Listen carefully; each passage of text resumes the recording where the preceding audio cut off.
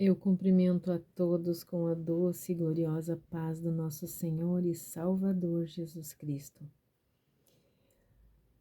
Continuamos hoje a nossa leitura, a nossa reflexão no capítulo 20 do livro de Êxodo. E Deus falou todas essas palavras: Eu sou o Senhor teu Deus que te fez sair da terra do Egito, da casa da escravidão. Não terás outros deuses além de mim. Não farás para ti nenhum ídolo, nenhuma imagem esculpida que exista lá em cima nos céus, nada que se assemelhe ao que existe lá em cima nos céus ou embaixo na terra, ou mesmo nas águas que estão debaixo da terra. Não te prostrarás diante desses deuses e não os servirás, porquanto eu sou o Senhor teu Deus. Sou um Deus ciumento que puno a iniquidade dos pais sobre os filhos até a terceira e quarta geração dos que me odeiam, mas que também ajo com amor até a 1000ª geração para aqueles que me amam e guardam os meus mandamentos. Não pronunciarás em vão o nome do Senhor, o Senhor teu Deus, porque o Senhor não deixará impune qualquer pessoa que pronunciar o seu nome em vão. Lembra-te do dia de sábado para santificá-lo. Trabalharás 6 dias e neles realizará todos os teus serviços.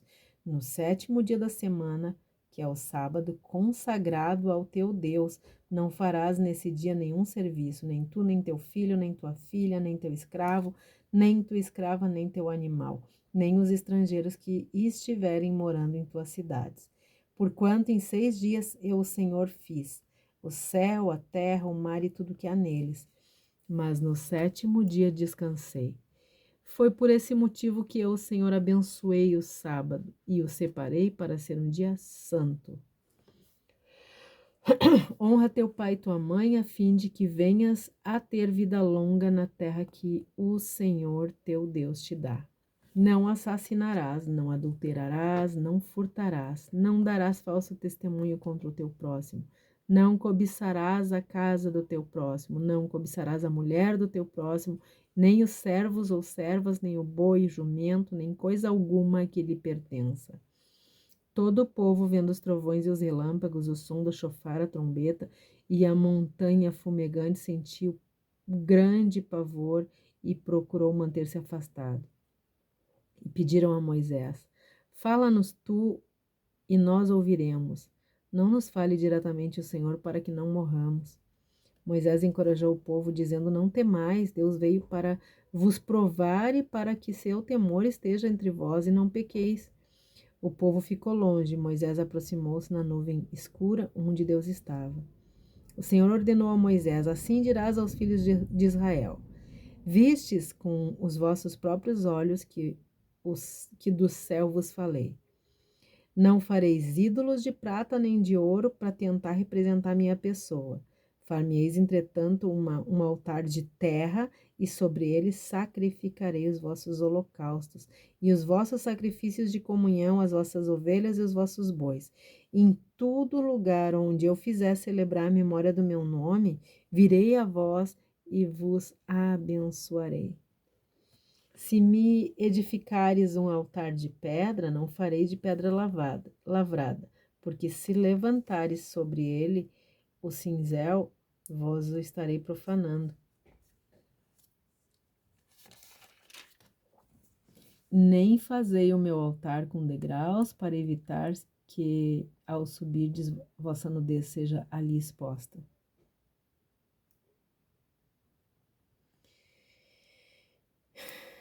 Queridos, na carta aos Gálatas, Paulo declara que os 10 mandamentos foram dados por um período limitado de tempo.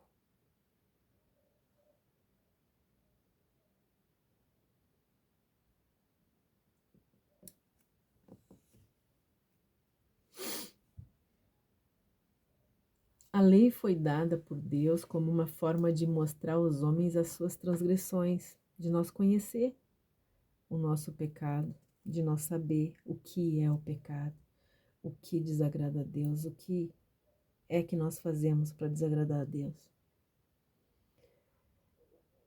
foi uma forma de mostrar aos homens que as nossas transgressões são terríveis. E também a lei serviria como um aio até que Jesus viesse como o cumprimento da promessa. Nós temos que lembrar que a mudança realizada pelo catolicismo e depois seguida por outras denominações teoricamente cristãs, né?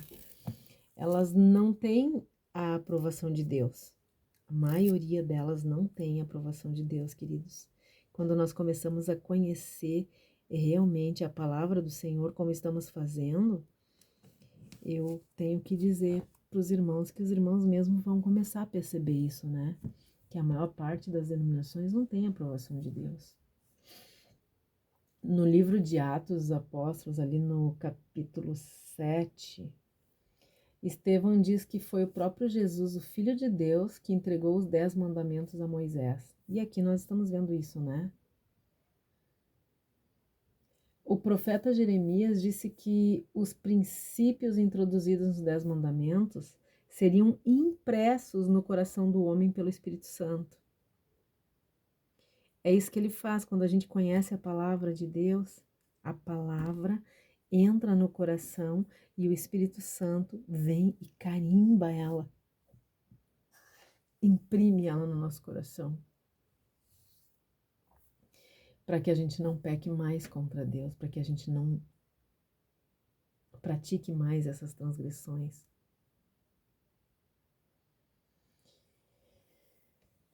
Um dos mandamentos proíbe a cobiça, que a cobiça é o desejo desenfreado das coisas que não se tem.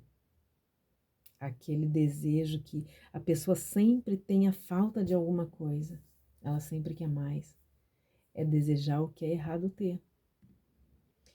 Esse é o único mandamento que proíbe os desejos da alma e o único mandamento que diz não por 2 vezes.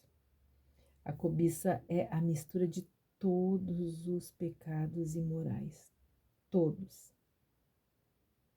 É por conta disso que nesse mandamento Deus diz não 2 vezes. Ele frisa bem, porque a cobiça é terrível. É a mistura de todos os pecados imorais. Todos. Aqui no versículo 1, no 1 e no 2, a gente vê que a libertação da escravidão do pecado é fruto da graça soberana de Deus.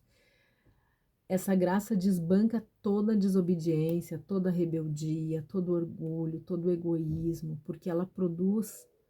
Se a graça, a gente sabe que a graça entrou na vida de uma pessoa porque a graça produz,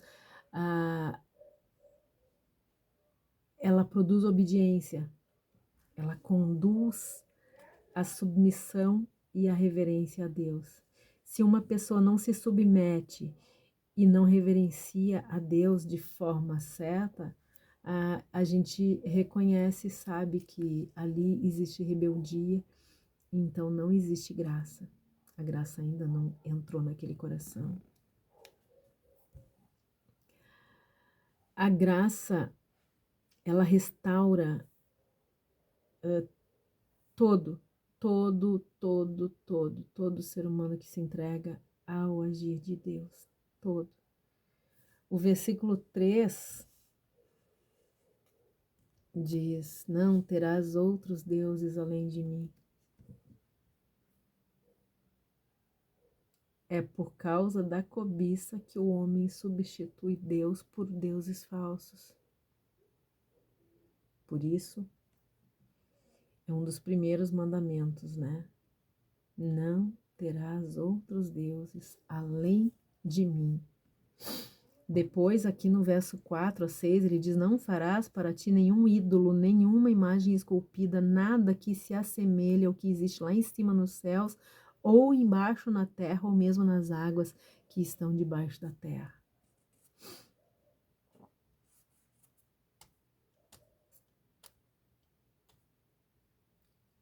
Ele está dizendo isso por causa da cobiça que os homens adoram, que é por causa da cobiça que os homens adoram os deuses falsos.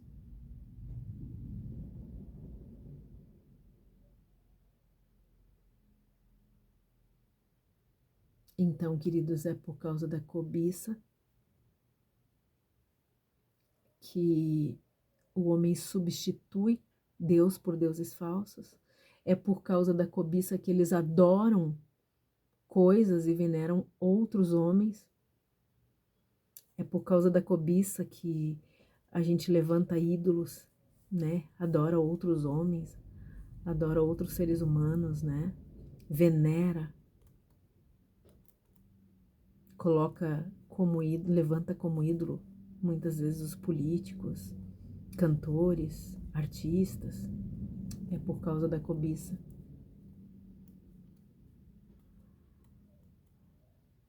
Depois aqui no versículo 7 diz: não pronunciarás em vão o nome do Senhor Deus, porque ele não vai deixar impune qualquer pessoa que pronunciar em vão o seu nome.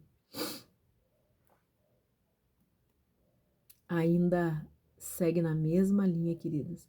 É por causa da cobiça que as pessoas desonram a Deus. E ainda usam o nome de Deus. Quantas vezes elas usam o nome de Deus para dizer coisas, para querer, né? Quantas vezes a gente ouve as pessoas dizendo: faça isso para mim em nome de Jesus. Vai acontecer isso em nome de Jesus. Eu quero isso em nome de Jesus. É por causa da cobiça que Deus é desonrado. E ele não vai ter por inocente, não vai deixar impune essas pessoas. É o que nós estamos lendo aqui, né? Depois do capítulo 8, do versículo 8 até o 11, ele se dedica a falar do dia do descanso. A cobiça, ainda a cobiça, queridos, é responsável pelos homens trabalharem sem considerar o dia de descanso. Coisa incrível isso, né? É porque eles cobiçam até o que eles não sabem, até o que eles não têm, até o que eles não conhecem, que eles trabalham sem parar, ficam doentes trabalhando, morrem trabalhando, sem nunca tirar o dia para falar com os seus filhos sobre as coisas de Deus, sem nunca tirar o dia para aproveitar todas as maravilhas que Deus fez, sem nunca tirar o dia para honrar a Deus com a sua própria vida, né? Tem pessoas que mandam o dízimo para as igrejas, que mandam suas ofertas, mas elas não tiram o dia para cultuar o Senhor. Ah, queridos. E tem pessoas que moram dentro das igrejas, mas estão tão atarefadas lá mesmo dentro das igrejas que elas não têm tempo para honrar o Senhor na sua casa, na sua família. Deus estava querendo impedir tudo isso quando disse que o sábado não era para sair de dentro de casa, que era para cuidar da sua família, dos seus filhos, ensinar a eles o caminho, ensinar a eles, falar para eles, fazer com que eles crescessem apaixonados por esse Deus.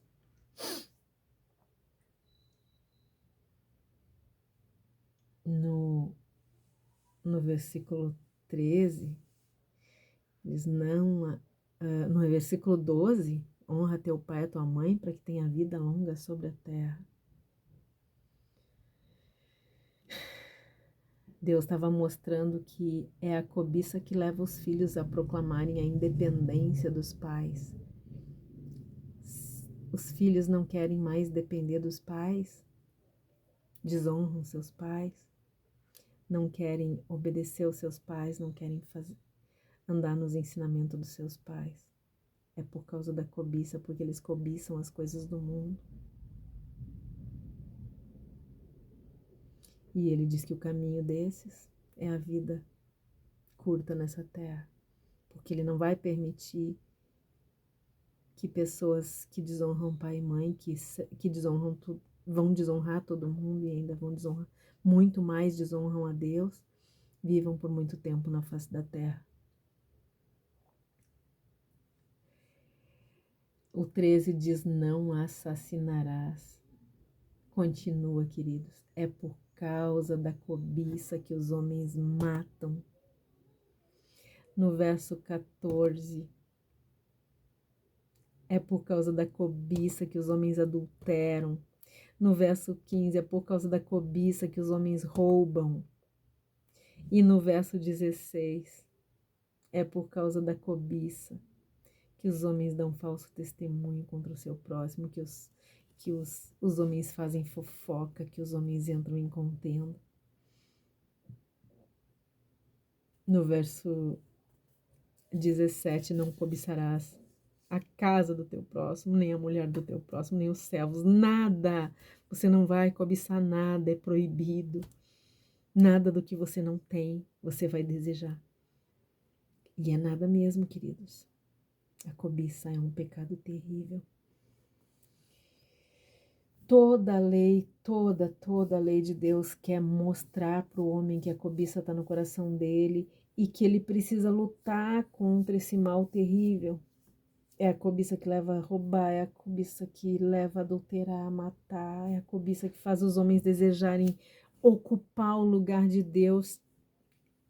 É a cobiça que faz os homens querer tirar o Criador do seu trono, que é o coração do homem. E é dessa forma, é desse jeito, queridos, é desse jeito que se passa por cima de todos os mandamentos, por causa da cobiça. Lá em Mateus 5, Jesus diz que é pecado, que é o pecado enraizado no coração que torna os homens desobedientes. Se o 10º mandamento for apagado, os homens vão desejar e possuir a mulher e as coisas do próximo. Mas o mandamento existe e os pecados afastam o homem de Deus. No versículo 18, daí até aqui o 20, nós vemos que o viver afastado de Deus promove o medo. É o medo que leva as pessoas a criarem e fabricarem deuses estranhos, porque elas vivem afastadas do Deus verdadeiro para não ter que obedecer. É o pecado que faz com que elas se afastem, né? E elas se afastam ainda mais para poder cometer mais ainda os pecados, pensando que Deus não vai vê-las. E aí elas precisam desesperadamente de deuses para ela, então elas fabricam deuses estranhos que sejam mais compreensíveis com a sua forma de vida, né? Com o seu estilo pecaminoso de vida. Aqui no versículo 21, diz que é preciso reverenciar para estar na presença de Deus. Se não tem reverência, tu não pode entrar na presença de Deus, querido. E aqui no versículo 22 até o 26, até o último versículo, nós vamos ver que Deus conhece a sua criação, que Ele sabia que eles tentariam todas essas alternativas. E é por isso que a sua lei prevê e proíbe a fabricação e a adoração de outros deuses. Os mandamentos são a lei de Deus, são os princípios que devem reger o universo em harmonia, sempre. Sem a lei de Deus, o universo vira o que virou. É porque os homens ignoram a lei de Deus que o universo, que o mundo está do jeito que está. Os mandamentos de Deus são bons, eles são os princípios que deveriam reger o universo. Daí ele estaria sempre em harmonia.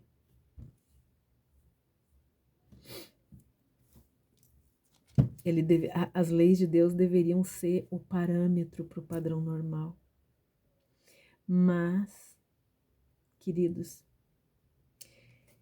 vamos dizer que nós conseguíssemos obedecer inteirinha toda essa lei, que nós nunca tivéssemos quebrado toda essa lei.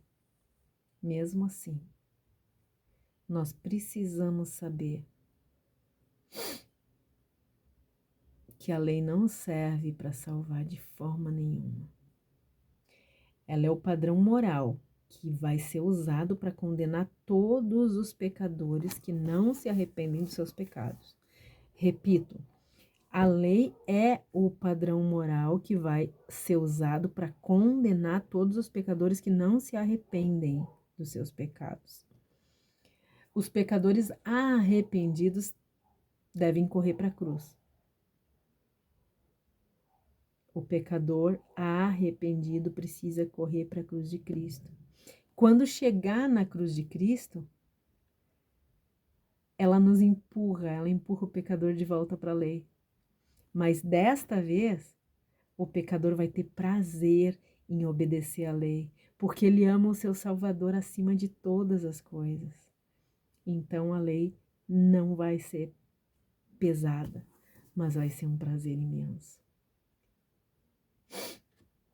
Deus nos abençoe e nos guarde, tenha misericórdia de todos nós, que Ele perdoe os nossos pecados e que Ele faça resplandecer o seu rosto sobre todos nós. Um forte abraço e até o próximo capítulo, em nome de Jesus. Amém.